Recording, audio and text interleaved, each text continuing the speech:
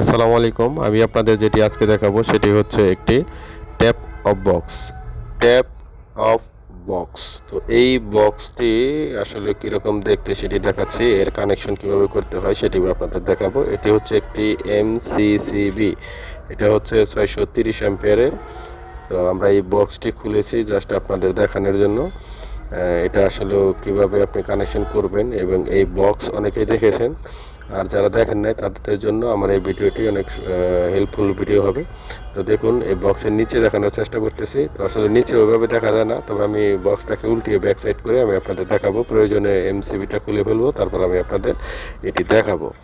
তো এখানে মূলত এই ট্যাপ অফ বক্স ব্যবহার করা হয় হলো আপনার বাসবার ট্রাঙ্কিংয়ের। ধরেন আপনার গার্মেন্টস ফ্লোর বা ইন্ডাস্ট্রি বিভিন্ন জায়গায় এটি আপনি যেমন আমরা এলটি প্যানেল ইউজ করি বিভিন্ন জায়গায় লোড দেওয়ার জন্য ইন্ডিভিজুয়ালভাবে, আর এই ট্যাপ অফ বক্স কিন্তু একই সিস্টেম। তো এটি আপনি এই বাসবার ট্যাঙ্কিংয়ের সাথে লাগাতে পারবেন, এই লাগানোর লক এটি।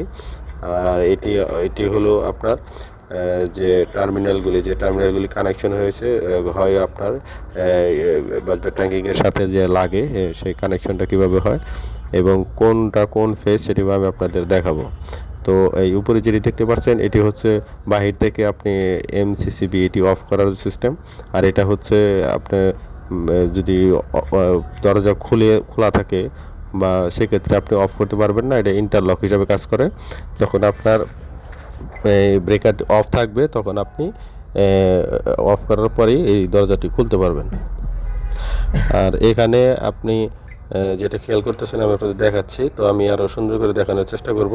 দেখুন, এটি অফ করা না, এই জন্য খুলতেছেন। আমি আপনাকে এখানে দেখাবো। দেখুন, এখানে যে টার্মিনালগুলি দেখতেছেন, এই টার্মিনালগুলি এখানে 5টা টার্মিনাল আছে। তো এটা হলো আপনার রেড ফেজ, এটা হচ্ছে রেড ফেজ, আর এটা হলো আপনার নিউট্রাল, ঠিক আছে। আর এটা হচ্ছে ইয়েলো, আর এটি নিচে একদম নিচেরটা এটা হচ্ছে গ্রাউন্ডিং, আর এটা হচ্ছে ব্লু ফেজ। তো এটা আসলে মূলত ট্যাপ অফ বক্সগুলি মূলত এই টার্মিনালগুলি নষ্ট হয়ে যায় যদি ওভার কারেন্ট নেয়, তো সেক্ষেত্রে নষ্ট হয়ে যায়। তো এটা হচ্ছে গ্রাউন্ডিং, আর এই মাথাগুলি নষ্ট হয়, মূলত মাথাগুলি পুড়ে যায় যদি লুজ থাকে, সেক্ষেত্রে পুড়ে যায়। যদি অতিরিক্ত অ্যাম্পিয়ার নেয় তো সেক্ষেত্রে পুড়ে যাবে। আর এটি হচ্ছে 800 অ্যাম্পিয়ারের, আর এখানে আমরা 630 অ্যাম্পিয়ারের একটি ব্রেকার লাগাইছি। তো এখানে 800 অ্যাম্পিয়ার থেকে আপনি লোড দিতে পারবেন, এই জন্য লাগানো। আর এই পাতগুলি দেখতেছেন, এই মাথাগুলি পুড়ে যায়। তো এগুলি আপনার বছর শেষে 2 বছর শেষে হোক, এগুলি আপনি সার্ভিসিং করবেন এবং দেখবেন যে আপনার এটা কোথাও পুড়ে গেল কিনা। তো এগুলি চেক করাও একটু সমস্যা, তারপরেও যতটুকু সম্ভব দেখবেন।